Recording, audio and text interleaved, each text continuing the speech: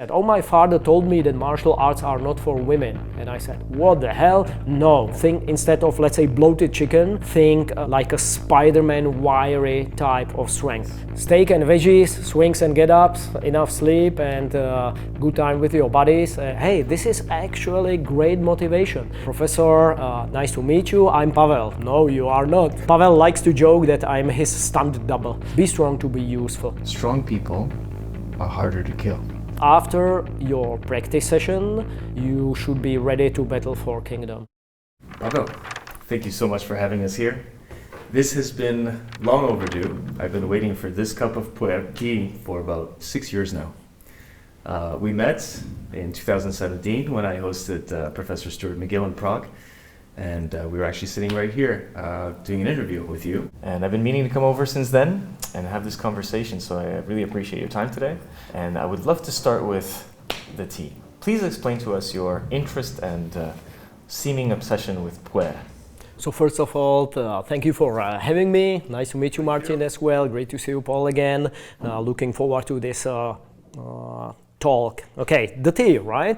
I started to train Chinese martial arts in 1991, and in 1999 I went to Hong Kong to learn from my teacher and my teacher's teachers. He was at that time 89 years old, and we went together to a restaurant, and they kept serving all this awesome southern Chinese food plus tea, and I thought, what the hell, what is this kind of tea? It tastes like dirt from a graveyard, right? But everybody was enjoying the tea, so later I asked my teacher, and he says, oh, this is the favorite tea of your grandmaster. And he says that his secret of longevity, he lived until he was more than 100 years old, and he was still fit and strong. And he said it's daily exercise, food, good food quality, so meat and vegetables basically, and this tea, puer tea. And I thought, okay, so I need to train,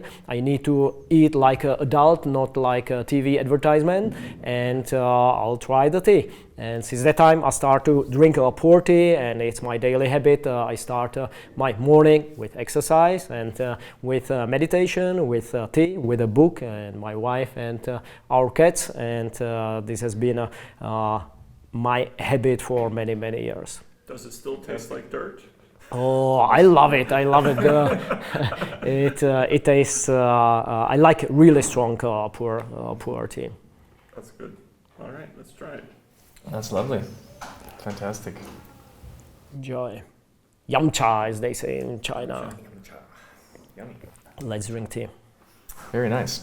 So, does this have any physiological or medicinal effect, or is this more of a time to stop and reset? And that is medicinal. All of it. Both, I would say. There is extensive research, especially of this kind of tea, that it helps you to keep fit, healthy, and get rid of fat, and many other benefits. What they say, usually older people drink the tea. I'm not sure what all other benefits it has, but I think it's better to start the day with a good cup of tea in a good company than with TV news and a cigarette, for example. Sure, absolutely. And also, it's a moment to stop. Yes, right? that's and right. Be present, which That's I think right. we all need in today's world. So, Pavel, here we are at StrongFirst Prague. You are the proprietor of two amazing businesses. One is this school under the master, Pavel Tsatsouline, and the other is a martial arts school. Where did all of this start for you? I mean, obviously, 91, you said you started training in martial arts. How old were you at the time? I was 14 years old. 14 years old. Yes. It started way before that. I started to train seriously Chinese martial arts in 1991, but basically my history is I was a small and weak and frail kid, and I was asthmatic, right? So all my friends, they were playing and having fun and attending the physical exercises, and I was huffing and puffing. So I had to take a lot of medication, but of course nobody likes to be weak So I started to train because we had very strict physical education teacher, and I had all A's in my school. I was a really good student, but I was failing at physical education because of these reasons. So he said, I'm gonna fail you, and I said, no, I need to do something about it. So my friends, they were doing their homeworks, Czech language and math and history, and I was running and throwing and jumping. So I didn't fail. And since I started to train martial arts, the asthma was gone, and I got more fit and stronger and healthy.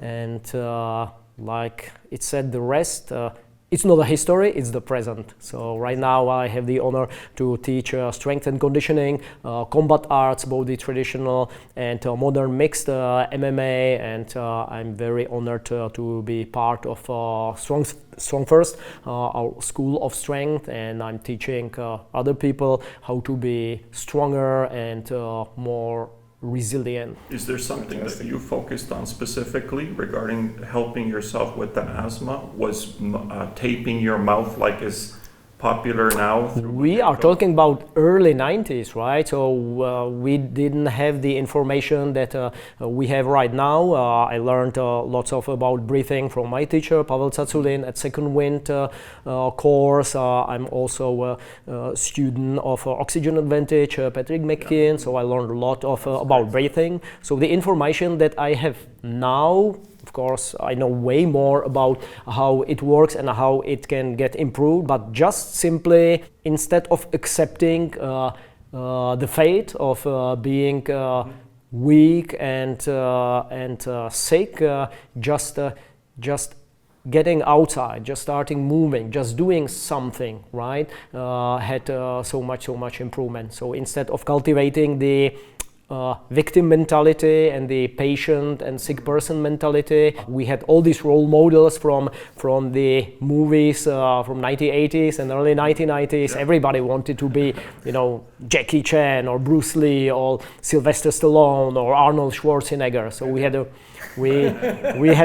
had really good role models, and this is something that I want to be. So this is a star on horizon, and I'll do something about it. I'm not going to accept my fate. So even just starting to do something helped tremendously. And of course, right now, if I have students who are suffering from similar problems, I know way much better what to do about it. Just shutting the mouth and breathing through the nose, it's a miracle, right? And then we take it from there through diaphragmatic breathing and different breath holds exercises, then proceeding to power breathing in lifting. So taking care both of the breathing in their daily life as well as exercise. Is taken into consideration breathing standardized across the StrongFirst model? I like to say that what we do at StrongFirst, it's actually internal training, because lots of the stuff that we do, you can't see it, right? How we use diaphragm and pelvic floor, we stabilize, how we are using different strength skills, so to speak. So lots of the stuff is invincible. So we build on the foundation of diaphragmatic breathing, and we have ways how to teach it really fast, and then we proceed to different types of breathing for various purposes. So it will be different in, let's say, doing your heavy deadlifts.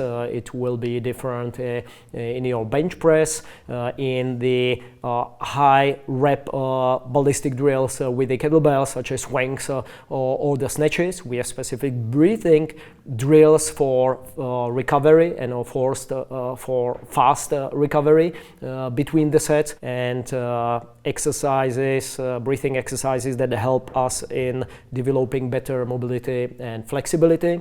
Contrast breathing or different hypoxic, hypercapnic exercises to become more resilient. So it's a complete system, and it's a part of the system. So we are not only lifting kettlebells, barbells, and doing one-arm push-ups and single leg squats. And in my opinion, the breathing, the power breathing or virtual power breathing, it's one of the most important components in the strength training, both for the safety and performance.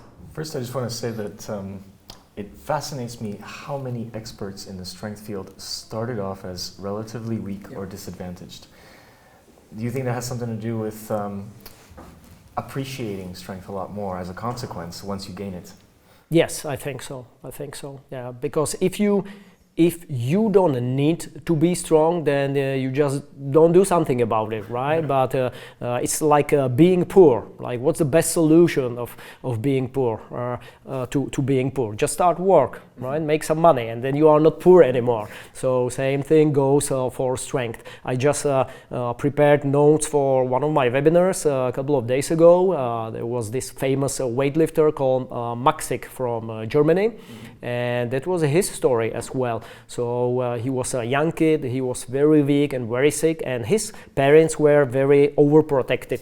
He saw a performing strongman in a circus doing some of amazing feats of strength, so he built at home some crude dumbbell and started to lift on his own, and his father said, "Oh, no, you will hurt yourself, so stop doing that." So what he was doing, he was tensing different muscles in the morning and in the evening to get at least some stronger, and he got stronger with this, what later developed in so-called muscle control. Later on, he joined a weightlifting club. He started to implement these internal skills, the strength skills, into his weightlifting.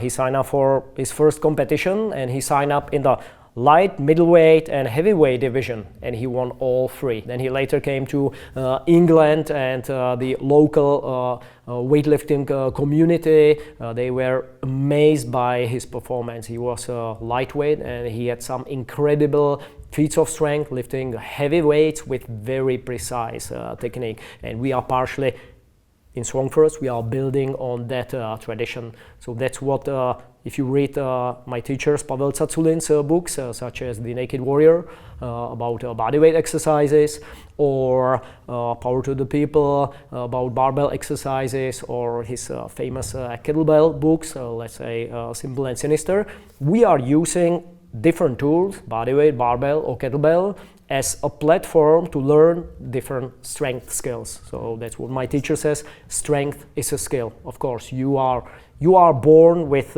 some predisposition, you get some cars, right? But it depends how you play. That might be a reason why I got promoted in StrongFirst, because I'm not big guy, I'm a lightweight as well, but applying these skills in my own practice and teaching my students, I got so much stronger. So I'll turn 50 in 3 years, and I've never been stronger in my life, while staying healthy, which is health and strength are the two sides of the same coin. So especially when we get older, we appreciate the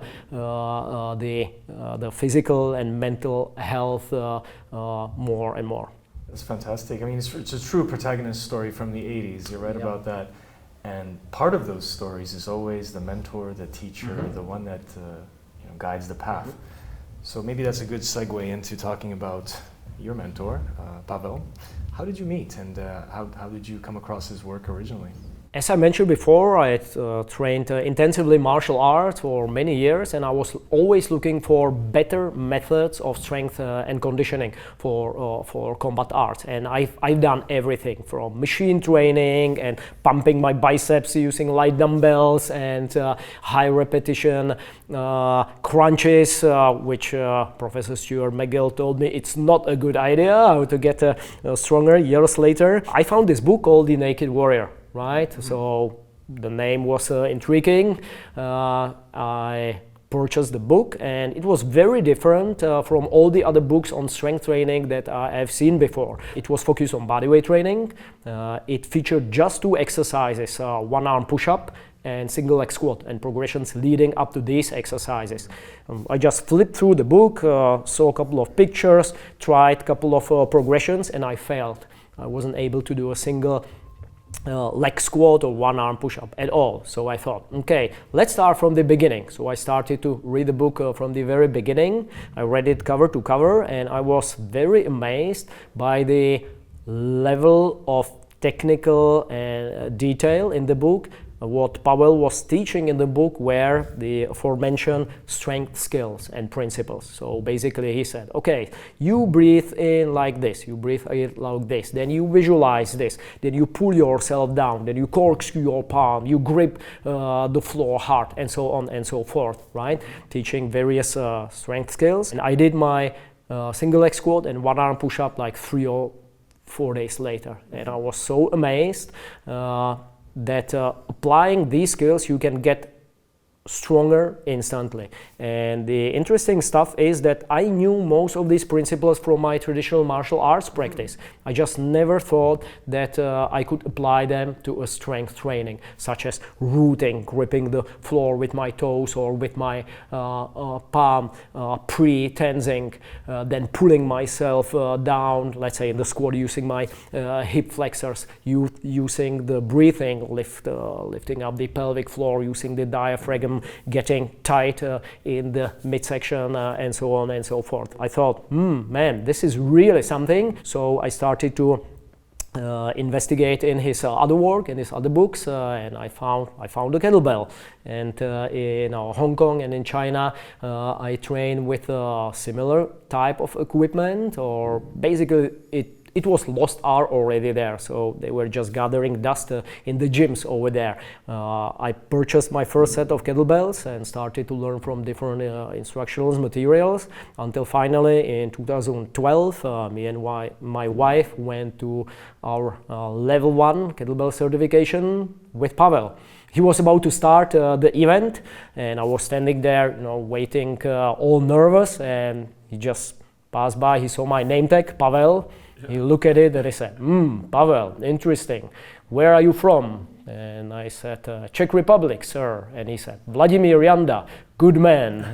And then he just continued to start the certification, and I was his very first volunteer. I volunteered myself, and he said, of course, a gentleman named Pavel would volunteer, right? And he was kicking my butt and punching me in the abs, demonstrating a deadlift lockout and teaching different tension skills. And I learned so much during these 3 days. I knew some stuff, but the level of detail and the precision of teaching and what I would call system. It's really principle-based system. So we passed successfully. We became the very first certified instructors in Czech Republic, kettlebell level 1. Pavel, after the event, he was signing my manual and he wrote, Pavel to Pavel. Power to Pavel.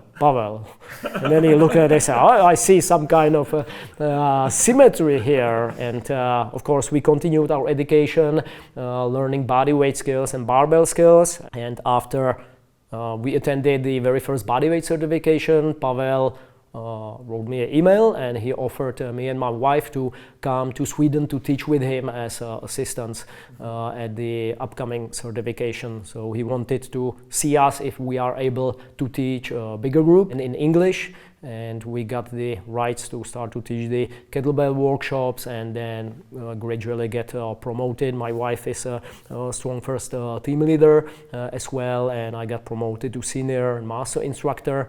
And now I have the honor to spread the message of strength in our country and worldwide. So I'm very, very grateful for his support, and not only Pavel, but all my colleagues in StrongFirst, the community. The community is great. So my teachers, they were always pushing me up, helping me become a better student, helping me to become a better coach and teacher, and I would say as well better person, because Pavel is the gentleman from 1930s, right? So it's not about his level of skill and expertise and knowledge, but the character of his personality is even more important to me. So I'm very happy to have such a teacher, mentor, and friend.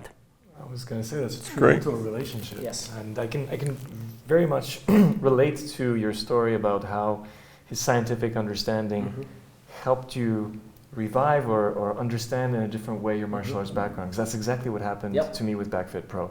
I read the books and I said, this is why my teachers have been getting me to do it a certain way, and it just gave me the scientific understanding. We learn it all in Orient, right? In China, they told us, do this because it's been done for centuries in some cases, but now we know how it's important to really grab the floor with the toes, right? Now when we corkscrew the feet into the floor, how it will help us to extend our hips and engage our glutes, then we understand how the pelvic floor and diaphragm work in unison to create the pillar of strength in the midsection, and pulling the shoulders down to engage the lats, right? Now we have a scientific explanation for all that, and this is one of my passions. I like to investigate and study the old to understand the new, and we are living in a great times because the modern science gives us explanation for many methods and techniques from the traditional arts such as martial arts or yoga or any similar disciplines. It's fantastic. The other thing I wanted to say too is that mentorship is really important, and I really see that you embody your mentor, because when I look at you, I feel like I'm looking at a clone sometimes. Yeah. We got that's why I have so many fans on my social media, because people think that I'm Pavel Tsatsouline, right? So I'm getting these messages. I read your book, it's awesome, and I say, oh, thank you very much. It's my teacher's books. My name is Pavel M. I'm not Pavel T. Pavel likes to joke that I'm his stunt double. He said, oh, I don't need to shoot the videos anymore. You are my stunt double. So yeah, he's very kind. I really get the feeling that StrongFirst is a family, and that you really see, even as an outsider looking in, you really feel that it's a great community, that it's flourishing, that it's supportive of one another. Maybe you can just say a couple of words about the importance of that in the modern world as it relates to us training, especially young people. And then we can talk about the difference between perhaps elite strength versus general strength for regular population, because that's one of the things that early on caught my attention from what Pavel was saying, is that he's looking to build regular, strong people. The community is very important. Our motto in StrongFirst is strength, honor, and team. I think that many people come to us, to our gym. We have all kinds of students, right? So we have from kids to teenagers to regularly working gentlemen and ladies to senior population, professional level, high-level athletes, and regular guys as well. So the system is scalable to all. But what I truly appreciate is on one side the simplicity of the system, so it's not just doing bunch of exercises with just to get sweaty and tired and sore. So they are just very few carefully selected drills, but we go into a great detail. So they truly appreciate the system. So it's simple but very deep, right? Just a couple of tools, couple of exercises, simple program, and then when you are following the program, then you are getting better. But the community and the mutual support is very important. So you get support from the top, like I do, right? My teachers helping me to become a better athlete and a better student, and me doing the same thing for my students. This is something that I would say people truly appreciate when they join a StrongFirst gym, the community. And we are working on being stronger in order to help other people to get stronger. I like what George Herbert, one of the founders of the French physical culture, what he said. He says, be strong to be useful. Or as we say at StrongFirst, strength has a higher purpose. So it's not just about what you lift in the gym, it's measurable, it's cool, and we can see your progress, but the thing how you are using your strength outside of the gym environment is very important for us. You mentioned the older population, or let's say the somebody going out of the injury or pain. If he or she has a place in our training system. I think the progressions and regressions are applicable to anybody. We still see in the general population, people think, oh, kids shouldn't lift weights, or senior folks, they should avoid any strenuous exercise. I would say kids don't need to PR their deadlift, right? But they definitely need to lift some weights. Your grandma Betty, she's not interested in her double body weight deadlift, but she can still do, let's say, a kettlebell elevated deadlift, loading the hip hinge pattern, getting stronger in her midsections, engaging her glutes, getting into a hip extension to keep her posture. At the same lesson, at the same class, we can have, let's say, 14-year-old kid, then a professional MMA fighter next to him, then a regular guy from an office, and let's say 65 years old lady, and they will be doing the same stuff with different weight and different progression. So, the MMA fighter will do full get-ups with a 48-kilo beast, and next to him will be a guy in his 60s doing just half get-ups with 16-kilo bell. They will both reap benefits for their level and for their purpose and for their goal. And how often do people usually come in a week? How often do they exercise with you? What would your suggestion be? My suggestion is twice a week is a minimum. More often is better. So 3 times a week is a time-tested blueprint. So 3 to 4 times a week training is the best. It doesn't mean heavy all the time. And I would say that the gym environment is just a dedicated time for you to learning different exercises and getting stronger. But I'm also interested in the rest of your life, right? So if you are, let's say, coming to a gym twice a week, but then you spend the rest of your week sitting and not training at home at all, the results will be suboptimal. So what we truly do is teaching people how to take responsibility for their life and for their health. So what I want a newbie, let's say, starts twice a week, right? I want him to buy a light kettlebell. So the student can train at home, possibly install a pull-up bar for some spinal decompression, and later, let's say, adding pulling exercises and get a foam roller.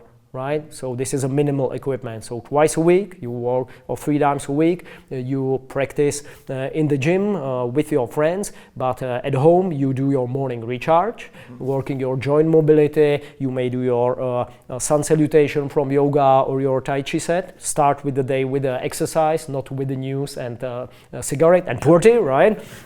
And then have a light days, so-called variety days. Most of our programs in StrongFirst are very minimalistic, so you usually do 2 or 3 lifts, and this is strength and conditioning training. But then there is life, of course, right? So then you have your light kettlebell, and you do all the other lifts, but you just keep them really light to plug the holes in the armor, so to speak. Right? And then you have a life. So you go to play soccer with your friends, you go on a hike, you go to your yoga class or martial arts class, you just enjoy life. So what would be, if we list 3 sizes of kettlebells a person can consider buying, the average person, what would they be in order to have at home?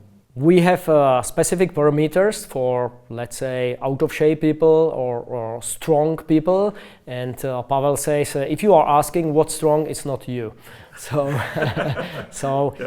for gentlemen, I would recommend to get, the classical set is 16, 24, 32, so get 16 and 24, and you will be set for kilograms, that's right, and you'll be set for quite a long time, because the thing with the kettlebells, we don't like the small jumps. Right now you can buy kettlebells and they are like 2 kilos apart or even 1 kilo apart. The big jumps are actually advantage, it's not a disadvantage. It will take less space in your home, first of all, right? And second, we want to body to register the difference. It will also force you to spend enough time with the lighter bell, so you truly own the kettlebell. For ladies, I would recommend to get, let's say, 8 or 12, maybe 12 and 16 kilo bell, maybe 16, 20 kilo bell. The difference between ladies and gentlemen is that the upper body strength in women, let's say for military presses, is higher. The difference is higher. For the lower body exercises, I mean squats, swings, ladies can swing really heavy get-ups. They can do heavy get-ups. Military press, the weight needs to be lighter. So get 2 bells and then later buy another bell, but make sure that the jump is higher. So the 4 kilo jumps for ladies, 8 kilo jumps for gentlemen are about right. Is there a specific brand? StrongFirst, of course. Okay, so Of you course. you can buy it online. Like yes, you can buy it online. And what, it comes in the mail? Yeah, That's of like a course. cannonball in the mail. Yeah. The postman gets stronger, right? So, so we are making the world a stronger place, including the postman. The company that started it, right? The people who lift the kettlebell most and they know most about the kettlebell, they are providing the best kettlebells, Sure. and there are of course many kettlebells on the market, and for, let's say, swings, it can be anything, honestly, right? You can swing a bag full of sand, basically, right? But then you want to proceed. You want to do the get-ups and presses and cleans and snatches. And the way that the handle is designed, the diameter, the length, and the quality of the overall bell is very important. So my suggestion would be, if you buy the cheap kettlebells, you will buy the right ones in the future anyway. So why not to invest into proper kettlebell right away? Pavel says, to paraphrase the Swiss watch saying, you don't buy kettlebells, you just pass them to the next generation. So they will survive the World War III, right? Will be long gone, and the kettlebells, they will be still snatched and swinged and pressed. That's good. So there's some great thoughts there. One little thing I wanted to recap on, you talked about training people, and it really, again, reminds me of something that Prof. Mc.Gill says, see where they are, see where they want to be, and train a difference. Yeah. It's that simple. Exactly. Shrink the gap, right? Shrink the gap. So you need to meet the students where the student is. So that's why we always talk to the student, right? Why did you join? What's your motive? What's your why, right? Then we'll figure out where you are, and we'll just take it from there. We will tell them what's the plan. So this is the plan for today's lesson. This is what we'll do in the next couple of weeks, and this is your goal, right? Honestly, the most of the people will do the same stuff. The fundamentals are same for everybody. We'll just use different progression, regression, and different weight. Everybody needs to learn how to squat and pull and push, right? But based on medical history, on a sport history, we will need to tell some people, oh, take it slowly, no rush, right? Or other people, we just need to tell them, hey, grab a heavier bell for Christ's sake, right? And push them a bit forward. Do you have any nice stories of women entering, whether it's martial arts or training in StrongFirst? Because I think some women might think it's not for them. Oh, I have many stories. We are very supportive of ladies getting stronger. My wife, she has a ladies only gym called Functional Training Prague, and she has an awesome community over there. Again, ladies from teenagers to ladies in their 60s or 70s, and it's so great and so rewarding for you as an instructor when you have a lady in her 60s who does her first pull-up, right? Never done a pull-up in her life. So what's the difference between 0 and 1? It's like universe, right? And so it might be your first push-up, it might be your first whatever, right? But this is absolutely awesome. You know, a lady in her 60s and does strict chin-up for the first time in her life. So we see it all the time, and the ladies shouldn't be scared of weights.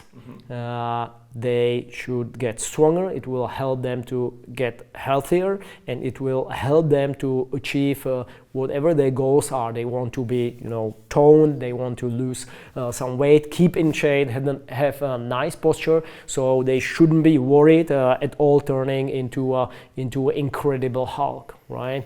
That's story from a strength perspective, martial arts perspective. We don't want to cultivate a mindset of princess that will protect all the time. We want a queen that will fight on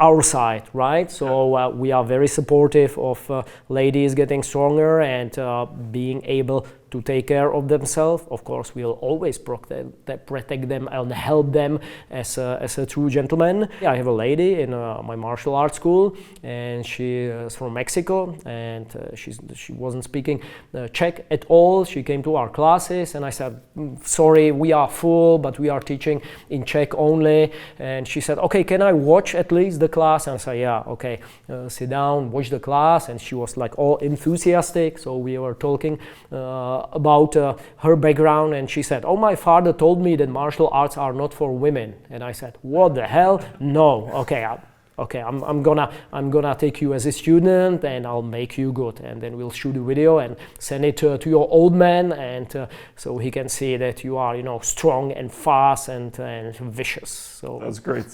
Fantastic. Took my wife 6 months to be able to do a chin-up, I think, but it helped her on many different levels, whether...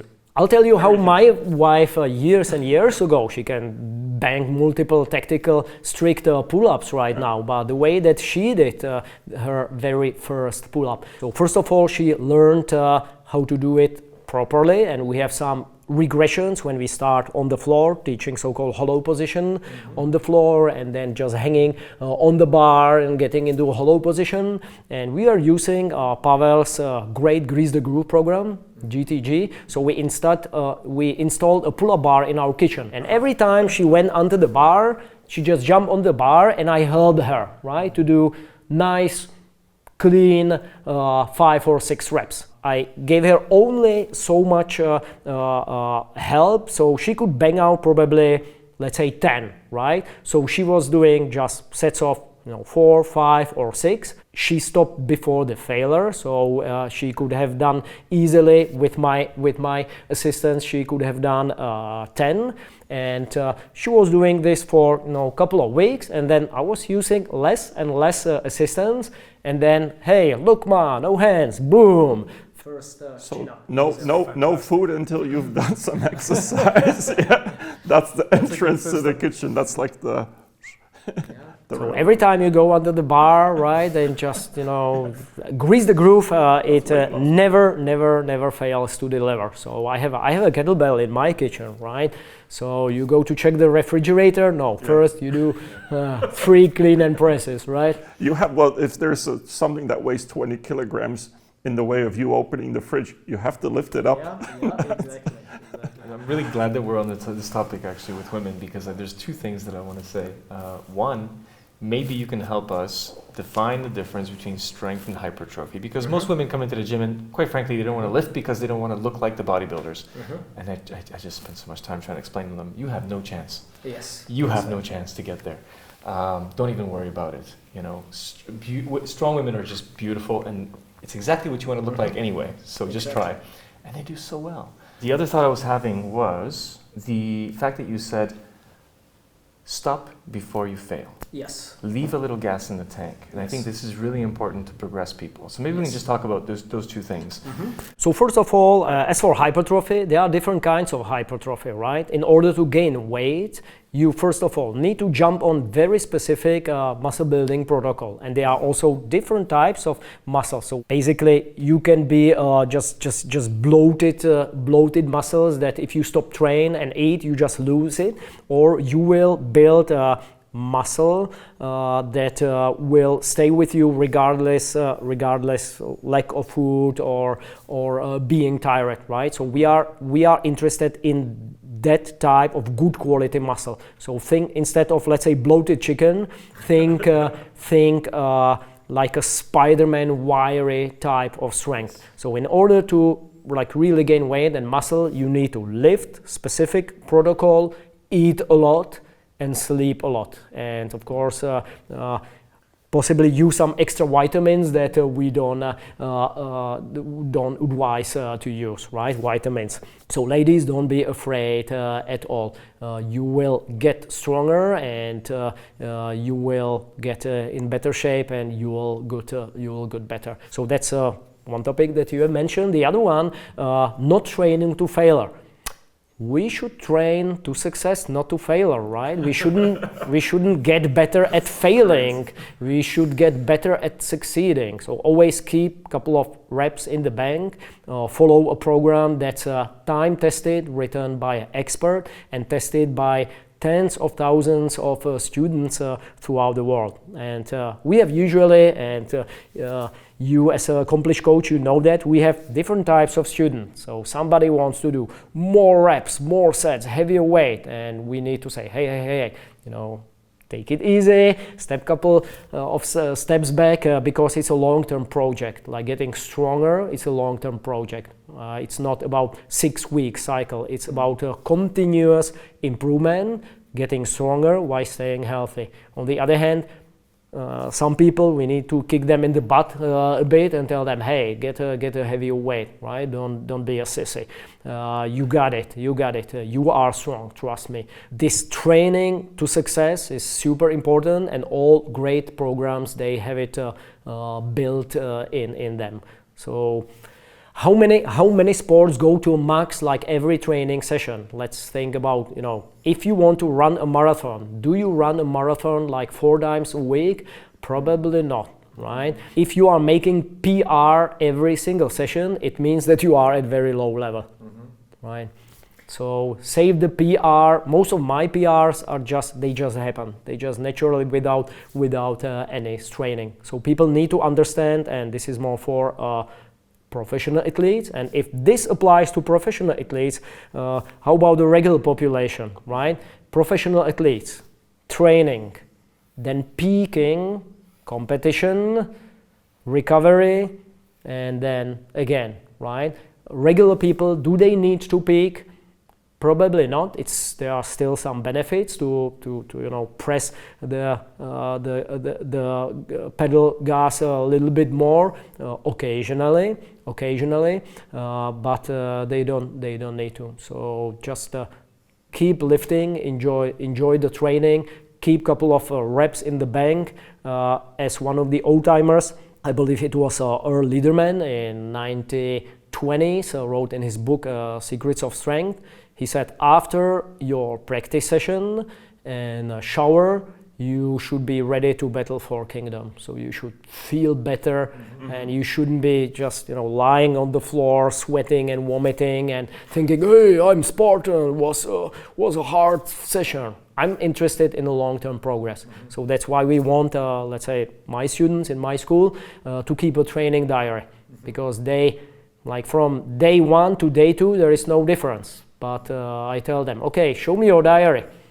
3 months ago, your get-ups, 16 kilo, right? Yeah, how about now, 24? How many % improvement is that? Oh, yeah, I didn't realize that. So, like I said, it's not about the instant gratification at the lesson, but it's about the long-term improvement. That's a really fantastic answer, a really great answer, actually. I often talk to people about the difference between training and performing. because too many people train like they're performing, and therefore they don't get the results, right? And the other thing I want to say about leaving a little bit of gas in the tank is that we're not just training the muscles, we're training the nervous system, and we're training patterns and quality. So every time I fail, I'm actually teaching my brain to fail, which I don't want. I want to keep impeccable form. And that's one of the things I really appreciate about the StrongFirst system. One of my teachers, Brett Jones, StrongFirst Director of Education, he says every rep you make is either making you better or worse. So it counts. Do you want to move forward or backward, right? So instead of doing one set of 10, think 10 sets of one. So every single rep counts. And I mean, of course, as another of our great instructors, Fabio Zonin said, I did a perfect kettlebell swing once by mistake, right? So we know that the perfection is a star on the horizon. We'll never reach it. We'll never get there, but we are trying every single time. So that's why we treat every training session as practice, not as a workout. We are not trying to get work ourselves out, but we are trying to practice. It's like learning how to play a musical instrument. If you go to a violin class, it's not about producing sounds, right? It's about playing music, right? So this is the way how we approach our strength training. So it's for patient people who have a long-term project. Which is why you say strength is a skill. Strength is a skill, exactly. It can be learned and it has to be practiced, right? Just to go back to that, concept of long-term, short-term. This is a really important thing because skills compound over time and you build them, and it takes a really long time before you can reach mastery, right? But what I feel is that a lot of people, because they're motivated by short-term things, like a Hollywood movie, for example, they literally watch the protagonist become a world champion in an hour and a half, right? And so they come to the gym and they want to put in all of that grit and that effort, and that's actually the opposite of training. So if you watch Rocky, watch the training montage every day for 1 minute, right? But every day. So that's how it goes for a couple of years. Very good. So we've talked about kids. We can maybe talk about seniors a little bit. There's one more thing I wanted to interject about kids and training kids, because I feel that there's a lot of misunderstanding that lacks context. And so we hear things like, well, it's going to stunt their growth. And of course, the science behind that is non-existent, right? But I wonder sometimes, where do these things come from? And I can imagine at some point in history that a child was lifting too heavy of a weight overhead. And maybe it did something to their spine because the spine wasn't ready and the core wasn't ready. Maybe somebody got hurt, and from that point onwards, people started to say, well, this is bad for development, this is bad for children. But that is just a misguided training protocol, that's all. Honestly, I don't understand the current trends of cultivating the mentality of being weaker and weak.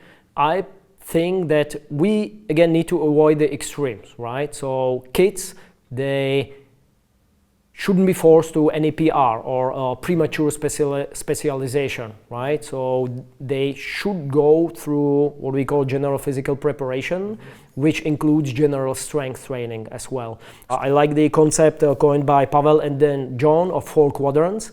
So for kids, they call it quadrant 1, which means low level of quality. So we don't care about weights and reps and sets, but we care about learning as many skills as possible. So if the parents want to have 6-year-old weightlifting champion, I think this is a bad way to go. But it might be hockey player, football player, tennis player, doesn't matter. So kids, they should learn as many skills and sports as possible.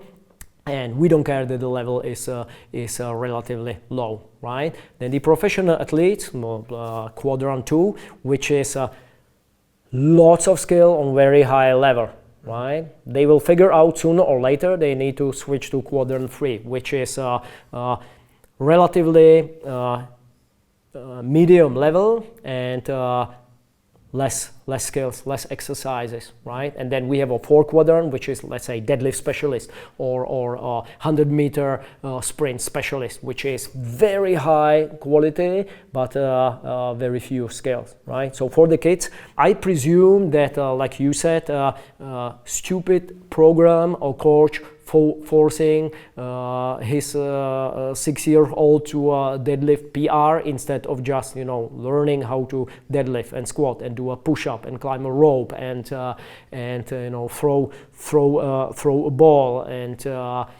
do pull-ups and whatnot. The premature specialization and pushing the kids to high performance in one extreme. But I don't think that we today see in the world this trend. We see the opposite, which is the safe space. Don't lift anything. Stay in your cushioned room so you don't get injured. Yeah? And it works until you get out of that room, because then you meet the real world, and in the real world you still, lift heavy stuff from the floor and overhead while traveling on the train or helping your grandma to carry the groceries, right? Well, we're cultivating what I like to call general weakness syndrome. Yes. Not us. We are StrongFirst. So exactly. But I'd like to get people's attention with that statement, because they're used to syndromes and all kinds of diagnoses. So, you got general weakness syndrome. Yes. Oh, I like that. What can I do about that? Well, go to Pavel. That's great. Well, if we talk about the spectrum now, so we've got kids on the one end and misconceptions around training them with strength, and then the other end of the spectrum we've got seniors, and there you see a lot of concern for joints and such. People are afraid that maybe it's going to be wreaking havoc on their joints, and of course the opposite is true, physiologically speaking.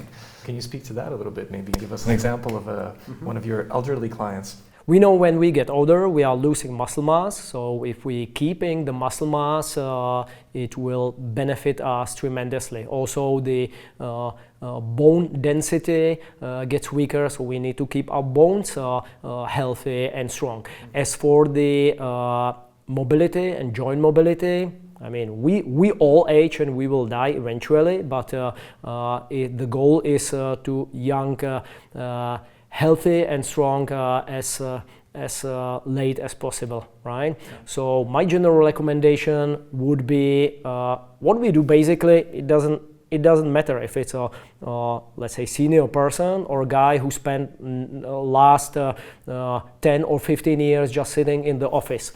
So regain your mobility and flexibility first, which may be some soft tissue work and some mobility exercises. Then keep working on the fundamental movement patterns and then load them, right? And this applies to senior population as well. We have a very fascinating research about the grip strength and its correlation with health and longevity. We have various tests such as getting up from lying position to the top, which we do in StrongFirst, and we load it. We do it with the kettlebell, the famous kettlebell get up. Gray Cook, he mentioned that if he would select just one exercise, that would be the kettlebell get up. If you pair it with a swing, when you have a loaded hip hinge and also ballistic movement, that's perfect. And we can scale it up or down for the specific population. So giving the example of our fundamental program at StrongFirst, which is simple and sinister, which is basically 3 lifts, kettlebell goblet squat, kettlebell one arm swing, and kettlebell get up. This is the target, this is the goal. But let's say we have 65 years old lady or gentleman, they can do assisted squats, right? So they just grab onto something and do just body weight assisted squats, right? With a nice form. Knees not caving in, keeping their spine neutral, but moving at their hips and their knees. So that's the squat. How about the swing? Maybe not possible now, but we can still do some deadlifts. And if not, like Indiana Jones says, it's not the age, it's the mileage, right?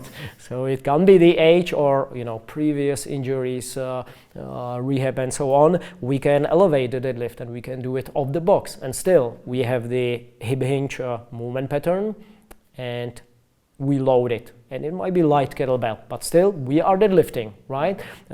As for the get up, we can do just the naked get up, no weight at all. We can put a shoe on our fist and do just unloaded get up, or with a very light load, and let's say half get up if the person lacks the overhead mobility, and they can still reap the benefits of the program. I've seen my mom's health and physique improve once she started having to lift my children, my grandkids, from the ground. Because what I've also seen is a lot of, having worked with people who are 80 or 90, they have a fear of falling. Balance goes, and then their mobility, and then it's a downward spiral. But so whenever I can get somebody to convince them to just practice the simple task of laying down and getting back up is very valuable.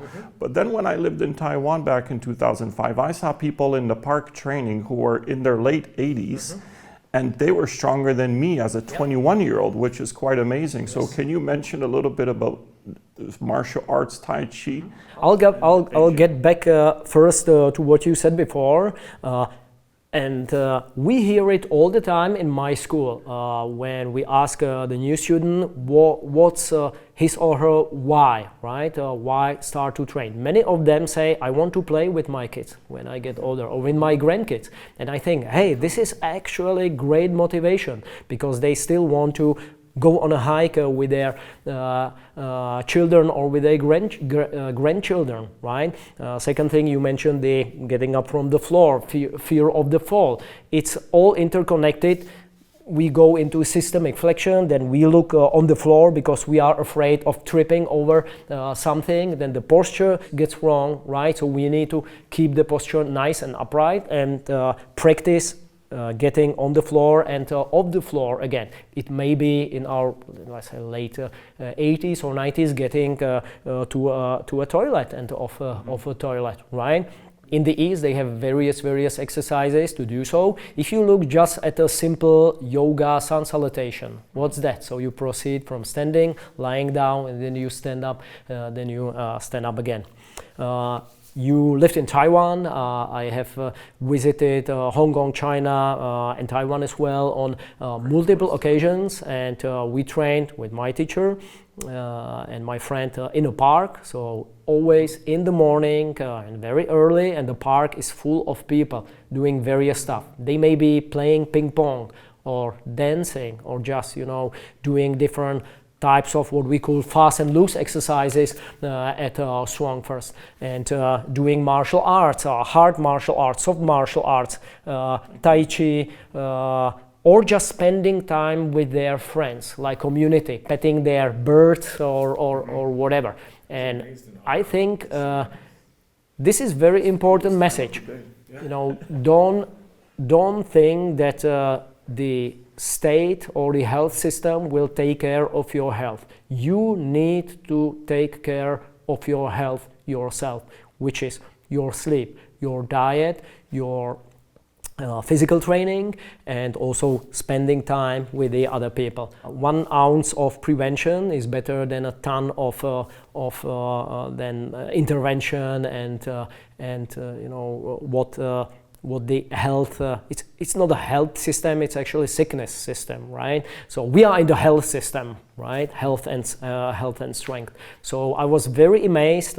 You see regular people in their 80s or in their 90s, not only moving often, but moving well and moving strong, and also just having fun, spending time with their friends. I think this is a great role model for all of us.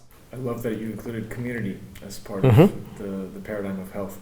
And to that, I just have one thing I want to say about the health system. When I arrived in Czech, I remember I was learning the language, and I'm looking at the building, and I said to myself, Why do they call it the sick place? Nemocnice. Why don't they call it zdravotnice? I want to get better in this place.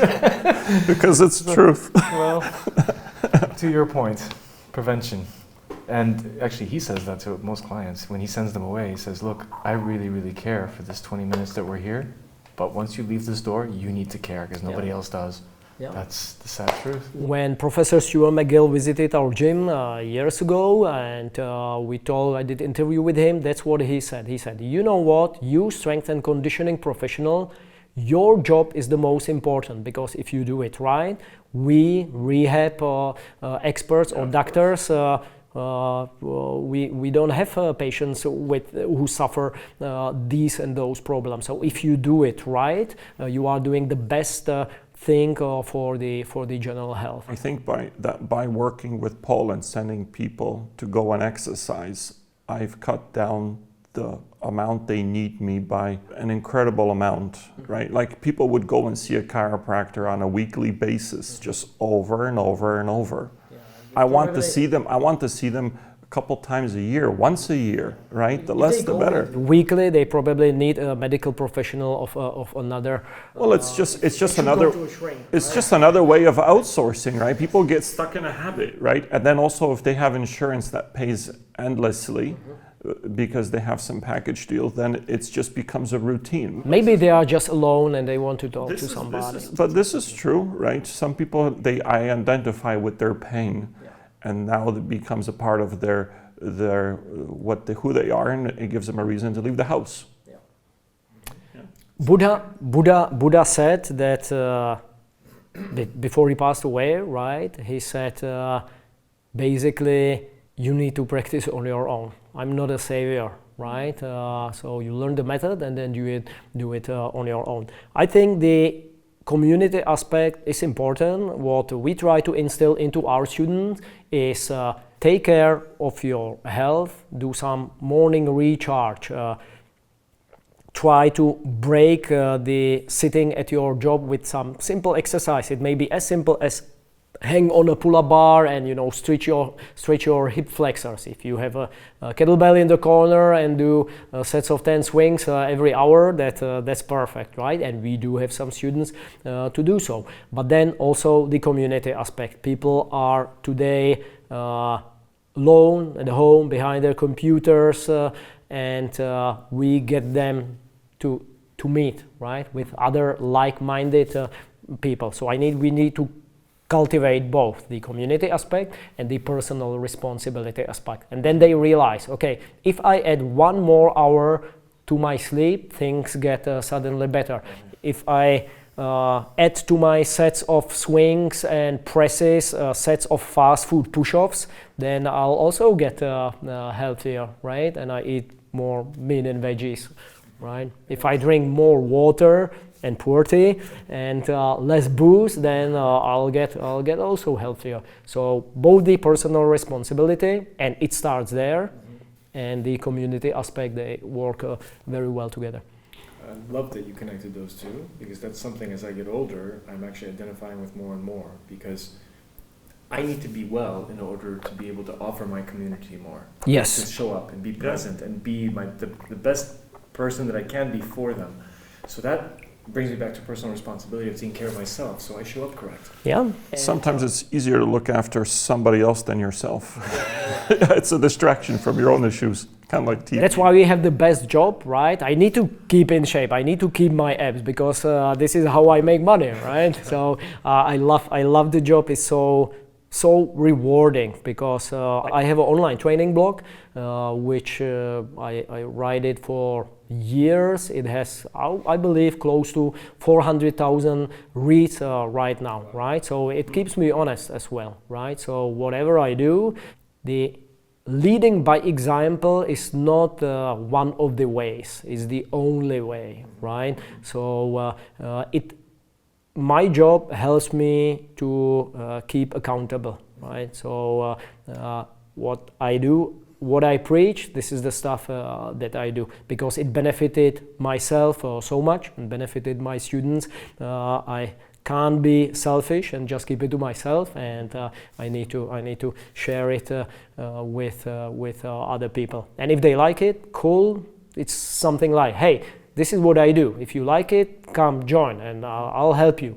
And if you don't like it, yeah, it's free country. It's still free country. Yeah, that's fantastic. It's a little counterintuitive when people think about business, right? Because they figure, well, we want them coming to us all the time, and here we are talking about making them independent and skillful. And at the end of the day, he tries to see them twice or 3 times maximally, instead of seeing them every week. But consequently, his calendar is full because of the reputation that created. This probably a story, I'm not sure if it's true, but I read years ago that in China they had a, let's say, family doctor, and he got paid if the family was healthy. When somebody got sick, he stopped receiving his wage. So, but of course, what the doctor in China, what they do the examination, and they'll tell you, you shouldn't eat this, you should eat this, then do this exercise, then you need to go sleep at that time, right? So again, it's your responsibility. He may do some acupuncture, give you some herbs or something, but it's about lifestyle. So this system promotes health instead of sickness. There was also a similar thing that I came across when I lived in England in the NHS, where doctors were being rewarded for helping people with diabetes. If their situation actually improved through advice and more natural means, then I think they were rewarded. I don't know if this is still going on, and I don't know how the outcomes of it, but there was talks of it. Yeah, diabetes too. I just read today. How about we call it carbohydrate intolerance? Yeah. And we know that there is lots of that we can do about diabetes to just changing your eating habits, right? And it applies to many other modern illnesses that we struggle with. The cool thing about that, I think, people tend to complicate it too much. The blueprint is actually, in my opinion, it's very simple. Just get enough sleep, go to sleep earlier and get your, let's say, 7-8 hours of sleep. Do some joint mobility morning recharge, so some breathing and some joint mobility routine and sequence. Lift 3 times a week, and it could be 2 or 3 lifts, a very simple program. Have a life, do something good for your community, so spend time with people in real life, not online, and give your strength and give your life a purpose, help other people. And that's very simple. We don't need to go and jump on very complicated programs. We don't need to measure all the food, how many carbs and how many protein we are getting. Just eat meat, veggies, add some berries, and see the stuff that you don't see in the TV, right? Cook your own food. Cook your own food, exactly. Butter. So, steak and veggies, swings and get-ups, enough sleep, and good time with your buddies, and I think you'll enjoy life way better. Are there any contraindications for somebody who might consider using kettlebells for exercise?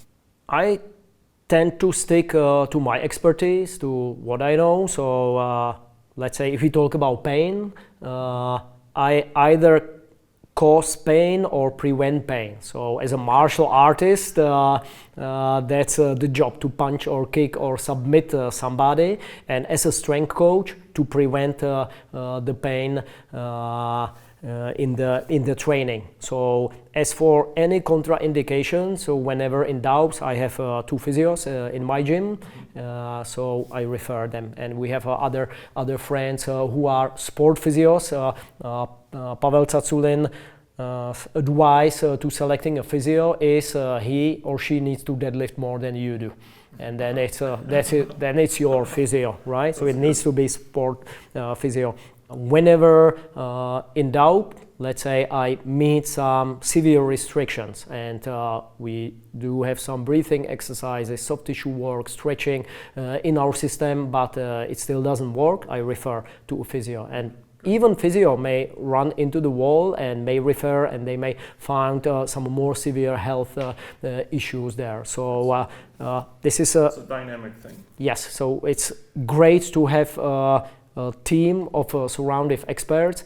One of the biggest reliefs in my life was that I don't need to be the best in everything. There can be a lot of stuff I don't know anything about, but I have a great friend, and whenever needed, somebody wants to learn, let's say, yoga, I have a friend. Somebody wants to learn Thai boxing, I refer. Somebody is in pain, knee pain, lower back, shoulder. I'm not playing the expert on TV, right? I just say, hey, I don't know, here's the phone number, please schedule a session, and then I communicate with the rehab or physio expert. So I'm a strength coach, and basically the red line I'm not crossing is dealing with pain. I'm functional movement systems certified instructor, so I got exactly those tools that I need for myself as a coach. And like I said, severe restrictions, pain, some huge asymmetries and disbalances, I refer. I might have an answer. So with the kettlebell swing going forward, I could imagine a person with shear instability exacerbating that potentially. But that simply is a case for regressing, perhaps lowering the weight, and then bracing, so the person can develop stiffness first. We have always progression and regression. So let's say one arm swing, right? To two arm swing, to power swing, to deadlift, to hip hinge, right? So usually what helps is not just spending time correcting the specific exercise. Let's say one arm swing causes troubles, possibly the rotation, the shear that you just mentioned. Okay, we take a step back. How about two arm swing, right? And we also take time with the basics. So the way is a bit slower, but then you progress constantly. So we want to make sure we don't skip any important phases of the training. So usually when somebody's one arm swing is not right, I take a step back and I want to see their two arm swing, or possibly two arm deadlift, and I say, oh, I can see that, because let's say in the deadlift you can stop at the bottom, you can stop at the top, right? So we are working the vertical plank and the hip hinge, right? And then in the swing you can't stop at the top. So usually taking a step back will help you to progress forward. And again, some people won't be able to perform some of the exercises. I had a student with some severe restrictions in his shoulder, and he just wasn't able to perform the full get-ups or any type of overhead work. But he got very, very strong, let's say in floor presses, barbell bench press, or even kettlebell floor press and a half get up, right? So we still improved the shoulder mobility somehow, but genetically some injuries, and I'm not going to force him into a pattern that will cause troubles and pain. So there are always ways how to regress it, and not only weight, but also easier variation of the exercise. And we can do it for all of the exercises that we teach at StrongFirst, and tools as well, barbell, kettlebell, body weight.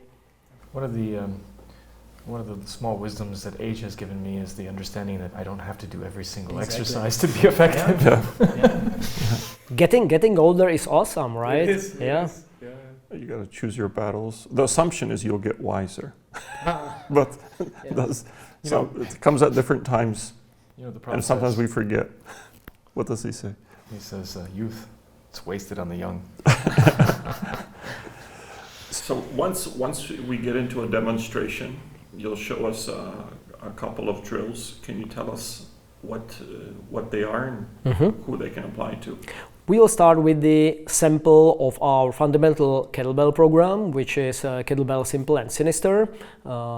And this is something that I'm very fond of. I've been training the program for years, just 3 basic lifts, and what I'll teach the students, I'll teach some basic progressions leading up to kettlebell goblet squat, so we have a squatting pattern, then to kettlebell swing, so we'll proceed through hip hinge to deadlift to 2-arm kettlebell swing and specific variation of that, which is called power swing, and then the get up. And again, assuming that the students are just starting with the kettlebell and want a sample of some of the most useful exercises with the best transfer to anybody else, we'll start with the half get up. So the student in mind that I have, possibly post-surgery, post-rehab, wanting to start to train with a kettlebell, getting 1 or 2 kettlebells, train at home and do it safely in order to complement his rehab and getting stronger and gradually proceeding from the post-rehab or post-surgery patient to athlete. And athlete can be 85-year-old lady and gentleman, possibly not competing at a world championship, but enjoying the time with his or her grandkids and having better life without a pain and with more energy and enthusiasm. That's their event. Great. Sounds like a plan. Do you know the story about how the prof quantified Pavel's core as the strongest core on the planet? I can't remember exactly. I think they met on some type of event where Pavel demonstrated some of the Zercher lifts, like a Zercher deadlift from the floor and Zercher squat. They became friends, and I know that Pavel visited a professor's lab, and they put all these different electrodes measuring not only the engagement of the midsection in various exercises such as swings and the Zercher lifts and so on, but also kicks and strikes. And what Professor wrote later that and from his books that he has tested many high level athletes, UFC level fighters, and he said pound for pound Pavel Tsatsouline has had the strongest midsection from all the athletes measures. His methods certainly worked. They became friends, and Pavel is Funny story about how I met Professor Stuart Mc.Guill, right? Years ago he came to our gym, and I was of course in my StrongFirst uniform. He opened the door and I said, Professor, nice to meet you, I'm Pavel. And he looked at me and he said, no, you are not. And I said, yes, I am. Yeah. He said, you are not. I know Pavel. I said, yeah, I'm Pavel Macek. I'm not Pavel Tsatsouline. So then we shot a video for Pavel and sent him a video, and that made him happy. Similar, like you mentioned, it happens occasionally. We were at a fitness expo in Germany. And one gentleman, he came to me and he said, you look like Pavel. And I said, I am Pavel. And he said, no, you are not. And I said, yes, I am. And he said, I know Pavel, I'm from Santa Monica. We occasionally train on the beach. I'm his friend. So I pull out my ID card, right? And he said, oh, okay. So Pavel, the founder of StrongFirst, has been measured to have the strongest core in the world, and if that's not a pound for pound that Professor Stuart Mc.Guill has measured. And if that's not a reason to join StrongFirst, then I don't know what is. I think it's generally better to be healthy and strong. It's better than to be sick and weak, right? Wouldn't you agree? So. Strength is the foundational quality, and all other qualities are built on it. And I really like the old ideal of our ancestors of the iron game. Back in the old days, there was a magazine devoted to strength training, and it was called Health and Strength. I think this is exactly what we are about, and this is the goal that we shoot for. So I always tell to my students, I have a private group that I teach in the morning. Most of them are in their 50s or in their 60s. One of my friends, a famous Czech rock singer, he just turned 55, and he's doing get-ups and one arm swings with 48 kilo. There are not many people at his age who are doing that. And every single, Landa, yeah? yes, Daniel Landa, and he always, after every single session, we are sitting enjoying our coffee, and he says, "Oh, this is so awesome! Just 2 lifts, and I'm still getting stronger, and I'm not tired and sore. My recovery is great, and I can keep doing everything else that I want to do." So we don't want to spend our whole life in a gym. We don't live in a gym. We just do the minimal effective dose that will help us to stay healthy and get continuously stronger. So I always tell my guys that I train with, I hope if fortune allows, that we'll be here in our 80s and 90s still lifting some barbells and bells. Maybe not that heavy right now, but we'll still keep lifting. Tino and I at the gym, we always talk to clients about this concept of failing like a gentleman. Mm-hmm. What I mean by that is, let's say I'm actually going for a PR, and I'm in a position, and I get to my sticking point, and I get stuck there. And now I'm doing all of this internal work you talked about, so I'm trying to squeeze and bend and stiffen and engage the rest of my body and use my legs and everything. And I give it my all, and I fail, like a gentleman. Or else I can just kind of get that rep and go home with a migraine. Yeah. We say fail with honor. Fail with honor. Fail like a strength professional. So there is no plan B, right? So let's you mentioned bench press. So let's think deadlift, right? Mm-hmm. So I do all my setup. I go down and tense and stuff, and then I'm trying to lift the weight, and it doesn't go the way that I want to do. So my lower back rounds and my upper back rounds, and I kind of manage to get it off the ground and to the lockout. Yeah, but one day it will go like pop. That's guaranteed, and then you are out for like 6 to 9 months, right? So fail with honor, fail like a professional. There is no plan B. As for our fundamental big lifts, the way that we teach them and the way that we practice them are the biomechanically strongest and safest ways how to do it. So why should we do it any other way? There is a price for locking out your bench press and making PR in your gym at the regular training session. If there is a price of $50,000, it's your call if you want to do it.